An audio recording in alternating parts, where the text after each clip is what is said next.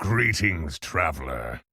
Hey guys, today we're going to be taking a look at one of XQN's games. XQN placed rank 1 in Europe for many seasons now. Absolute beast of a player. Also recently started uploading to his own YouTube channel, so make sure to go subscribe to him. And if you would like to, you can also check out this game from his POV to see what he was thinking while he was maneuvering this game. So we're going to go with a Finley, and we're taking Marin, right. So it's a Beast Elemental Murloc Naga Quilboar lobby. Beast Seren, that means Leapers are an option. And then we have Quilboar supported by Rylak and Murkai. So you can scale with Jazzer and Smuggler. And then there's Elementals and Nagas. Elementals I don't think do that much if you don't have Pirates to support for no Tethys.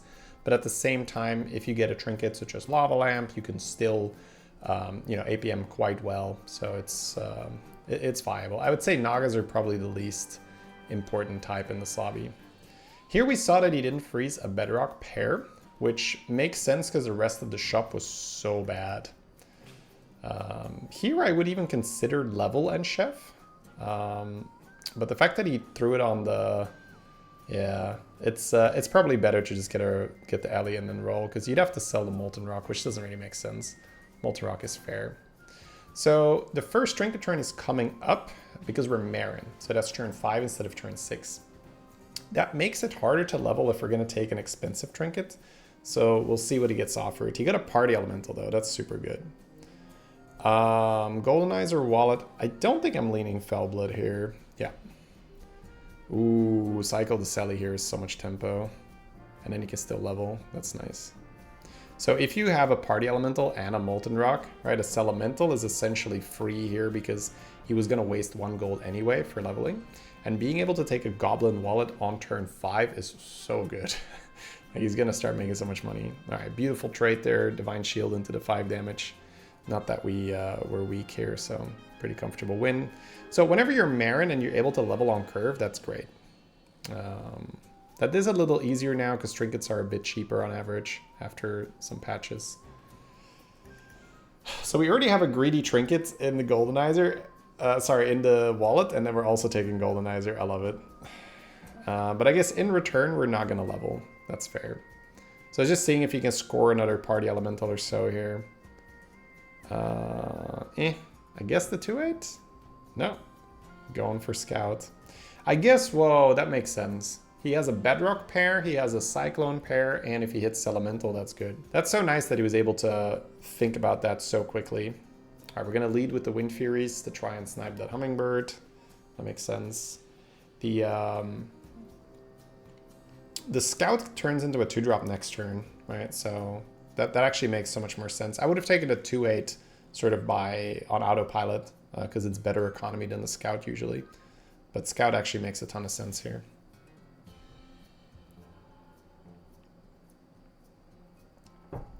Oh, Party Elemental. That's another pair. Yeah, we're checking. Ah, miss on everything.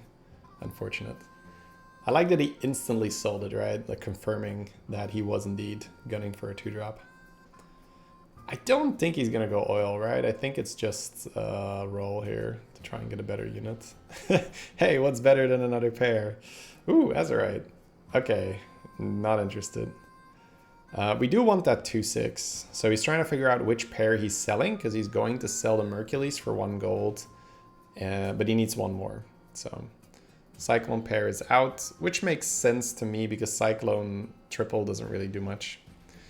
Wow, this is so good to see where I would be very hesitant to waste the gold here to sell and then play a 1/4.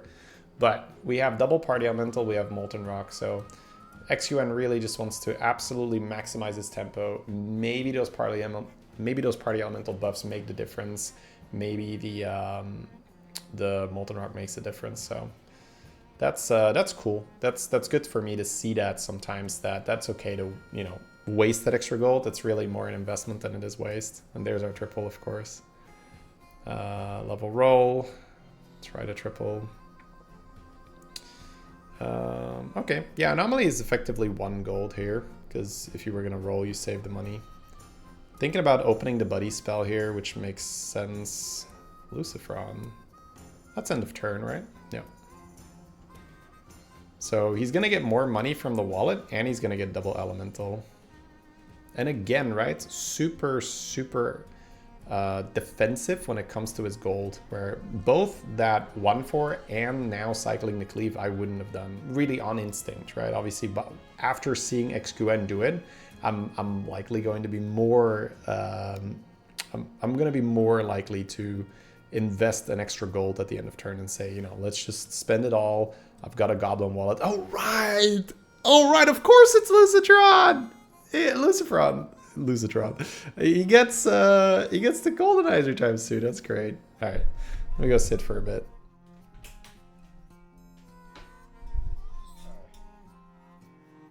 Got a standing desk where I'll make use of that sometimes, but standing for too long still isn't quite as comfortable for my feet. Fishing rod, I guess, because we're doing so well. Wow, this is shaping up to be an amazing game. Double Goldenizer locked in with a wallet that is ticking up very aggressively now that he has Lucifron. He might not keep that anymore though, we'll see. Is he thinking about, oh, is he just like upset at his 7-drop? Oh, I guess there is Morgul, there is Zarjira, there is the tier 7 Quill. But it's pretty strong, honestly. Okay, yeah, I like this. I love this, actually. Selling the Lucifron? Hell no. We're making that baby golden. We are getting a lot of money. Yeah, honestly, decent tempo in that taunted elemental. So now he gets 3 elementals. So the pickup on the Gem Smuggler makes it quite possible now to pivot into Quills. If he gets this tier 7 Quilboar to scale with, if he gets a Bran, he has a spare Goldenizer. It's so nice to have that Gem Smuggler at the ready for when that happens. Yeah, I mean, this fight is bad, but we knew that. We leveled to 6 super aggressively after taking Fishing Rod. Like, basically, we have 3 pretty greedy trinkets, but, like, he's... There we go, that's some work. Like, he's hitting a really, really good spot now. So 18 gold, triple at the ready. Probably not holding that for Wraith, just seeing what we get. I mean, he has Tide Oracle, so he could do Coral, but I'm thinking just Murky to buff it? No, he will go for Coral and see if he can do something with it. That's a golden bedrock. I guess so. See if we get Rock. That probably makes things quite good. Burglar? Murkai, right? Murkai. We have the Gem Smuggler already. That's a golden Gem Smuggler if he takes the... Yeah, okay. He's just still okay with it. He has no gem buffs? Okay. Do we buy that 2-9? I think so, yeah. And a Bran, so that's golden Bran. So, sell.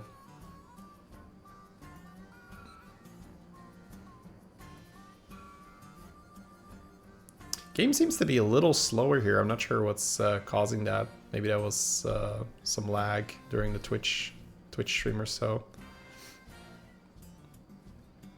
There we go. Cleared up a little bit. That's nice. So yeah, now we're just trying to get the... Oh, Golden Brand first, yeah. And look at me backseating execute. Oh, back to Golden Brand. What are you doing? Alright. Man, what a setup now. This is that foresight that he had, right? When he had the 3 gold to spare, he just picked up that smuggler, and you can tell, like, look at how good this is. And he doesn't really have gem scaling yet. It's because he has that golden Lucifron, golden Bran, golden smuggler. Oh, it's so good. So now if he hits the tier 7 Quill off the... if he hits the tier 7 Quill off the fishing rod, this is so good. But just the fact that he was able to make golden Lucifron was so satisfying. End of turn effects on your trinkets, both of them, right? The wallet and the... Oh, Zarjira is just great anyway. So getting both wallet and Goldenizer as end of turn trinkets, and then having golden Lucifron just creates insane amounts of value. He only has 23 gold, so, you know, of course he's going to play a Wraith to save a little bit more gold. I think we're buying, that's Jazzer, right? Yeah. I'm joking, of course. It's entirely correct for him to sell his crappy units. Like, who cares about a party elemental? Get out of the way, make room for Wraith. He's just, right now, he's just going to be able to leverage this extra cash to get his gem buffs, right? Maybe find another Murkai, maybe get another foodie. Yeah, there it is. Golden Murkai. He's even, yeah, he's not even going to leverage that RGR for more than one turn. I like that. Like, he's doing so well and he has so much money. Oh man, another Murkai. He doesn't need to be greedy here. I'm guessing that Bedrock or the Wraith gets sold here. But he buffs so much so fast that he's probably still selling that Bedrock. I don't think he really cares. It's also not even triggering in the end of this turn. The reason I'm saying that is he needs to make board space for this Jazzer and this Murkai. So one of these units will get sold. And obviously we're not selling the... oh man. Golden Death Rattle. Yeah, you used to be able to make anything golden with the Crabmobile. What was it called again? It was that tier 1. Ooh, wait, Drukhari. It stacks, right? I think Lucifer on Drukhari stack. God, I hope he buys that. Okay. Alright. Oh, is he going to play Golden Pharynx or does he not care? I guess he is going to play it. I would hate it because that's just not the greedy play. I want more numbers. But he's thinking about how do I not lose in a Murloc lobby, which makes a lot of sense. Alright, here we go. Man, he needs to go fast. I guess Wraith and Bedrock out, right? Oh, is he not playing the Murkai? Oh, he's not playing the Murkai. 3 more Goldenizers. Oh, is he missing his tier 7 now? Not that it matters. 1, 2, 3. 1, 2, 3. Yeah, he misses his tier 7. It doesn't matter. I guess he wants base skill, really. And this is sort of the... It's why he's so consistent, right? My greedy ass would have been like, how do I make this even larger? But he's thinking, okay, how do I just win the lobby? Like, obviously I'm going to be large. I'm going to be huge, monstrous, right? Oh, right, Leapers. So he probably needs to make white main. But there's Murlocs as well. And Murlocs don't really care how big you are if they're running Belcher and Morgul and all that poison shenanigans. So a golden Pharynx is actually a really good insurance policy for that. Man, that's a Papa Bear procking with a Tidus on the board. But it's a regular Tidus. He's not scaling fast enough. There's no Macaw or anything. Yeah, we're too big for this, so... One frog player already shut down. Very good. Very good, very good. So, yeah, I mean, I don't know if he's even going for that other Murkai then. Like, he gets so big, but, yeah. I hope he does. Why else did we buy it?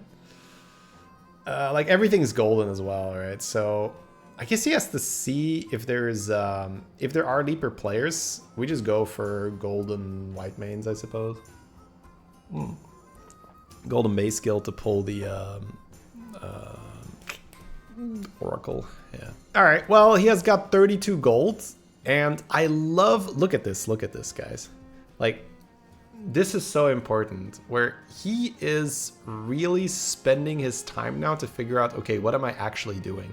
So even XQN probably doesn't spend more than 1 gold per second here, right? So he's got 30 seconds left, 36 seconds left with 32 gold. But even in this position, he is still trying to figure out, okay, how do I actually just win? Because he's got so many pieces ready that he just needs to now see like, okay, how do I just make sure that they don't take it away from me? Frogs are in, Murlocs are in. Let's just make sure I know what I'm doing first instead of just mindlessly buy the panda, buy the battle card. Like, okay, yeah, I can make more money, but who cares? He has goldens on whatever he wants, so he doesn't even really need to roll that much. Oh, that's cool. I didn't even think of that. So he sells his his Murkai because he's got another one in his hand and he doesn't want to go double Murkai. And then because of that, he's able to make golden base skill without having to waste one of his goldenizers. Now, I am going to go ahead and say that I don't think that he was hurting for goldenizers. So I probably would have just used one and not cared. But it's very, very cool to see. He buys the Atrocity here so that he has 2 Murlocs to summon from his golden base skill, and that makes complete sense as well. And, now he's scaling so much because it's golden everything, right? The Jazzer is 2 health per proc, and then it gets procced another 2 times from this Murkai, but then it's another 3 times because there's a brand. But hey, wait, another 3 times because it's golden Lucifron. And yeah, as we all know, that adds up incredibly quickly, like 2 times, 3 times, 3 times, whatever. And then, of course, this Gem Smuggler then adds all that health. Yeah, so our opponent does have Regular Witch, Golden Witch. So that means that having the Golden Base skill is a really good way to sort of ensure that we're not going to get scammed. Because, yeah, it's nice to have those witches by the opponent. It's not enough on its own, but let's say the opponent also was running a golden base skill with like 2 Belchers inside. All of a sudden, your Giga Quilboar Highroll could lose. And this is what happens to me sometimes. It's that's why it's so good to see XQN essentially say, no, like you are not beating me. Yeah, he could sell that and not care, but he's just going to eat it because why not get another 2,500 health. The reason why he instantly sold that is he rolled a Sanguine Champion. And Sanguine Champion is just a much better variant than that Jazzer. Again, he probably doesn't really need the scaling. But this is a great takeaway for me, honestly. I would have jammed a Drakari on this board to get an additional multiplier for all the scaling, but you really don't need it. So seeing him make that golden pharynx is a really, really good reminder that once you're that big, once you're that strong and you're going to get huge numbers. We can golden touch that. Yeah, I think he's buying the whole shop. No? Okay. I thought that was pretty good to have golden base skill in your hand. But I guess he just doesn't really care. Because then you'd have golden base skill plus Morgul. So then your golden base skill could pull another golden base skill. And then you could put Belcher in your hand too. And it's just, yeah. But I guess he doesn't have that much time left. So having to buy the whole shop. And the game is lagging super hard, which just happens, unfortunately. It's kind of sad that that's to be expected. Once you have this much fun in the game starts lagging, right? It's just too many effects, too many gems, too much end of turn. Like it's the same thing as when you have 1 million Accordatrons on your beatboxer.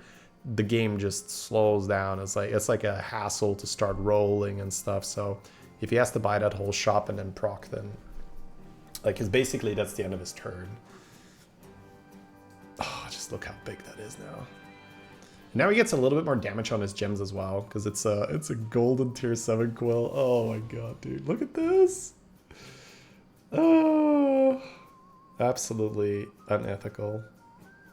I really, really, really love that he just immediately, he saw it, right? Oh, Lucifron, right? Let's just go Lucifron and let's golden that sucker, because this is going to work out super, super well. It makes so much sense. If he's thinking about going quills, it's just a Drakari, right? So it's and it's great because it stacks with Drakari, because Lucifron says an extra time and then 2 extra times, and Drakari is twice. So it's the same as Titus, right? Titus says an extra time, and that's why Titus stacks.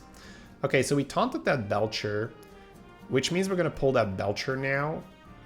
Instead of the base skill, right? So we're going to pull Belcher and Tide Oracle, which is fine. Like, he doesn't have to put himself in a position where he's, pulling base skill at the base skill and,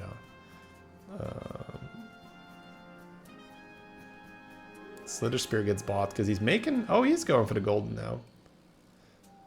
Oh, I guess he has a little bit of shop buffs as well, which is nice. Look at me saying that he doesn't need it, and then he does it anyway. What a Chad. He just buffing a little bit in the shop would be nice, but I guess a 14 and 8 works no matter what.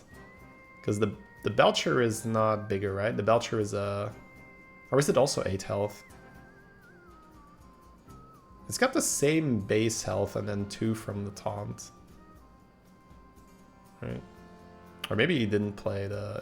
whatever. Anyways, it's not that important. I doubt that's going to make the difference.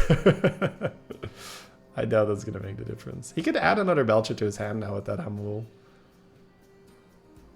I think we cast that Hamul on Murlocs, but nah, maybe for next turn if there is a next turn.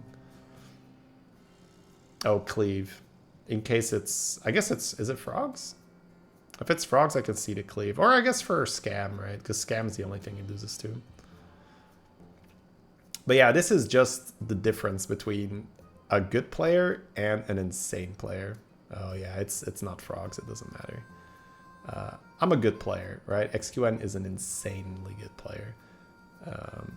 His endgame here, right? He saw that with that Pharynx. So he just turned his Highroll into a no thank you. There is a 0% chance you are beating me, sir. Please pack up and go next game. Because I have a golden Pharynx putting shields in all my stuff, and then I have a golden base skill that pulls another golden base skill that then pulls a Morg and a Belcher, and look how many units it took! Even after all that prep, still, you know, only a 6,000 health unit left. But what an incredibly well thought out endgame by XQN. GG's. Fantastic game. What a game by XQN. If you want to check it out from his perspective, you can click here. Thank you so much for watching, guys, and I'll see you next time.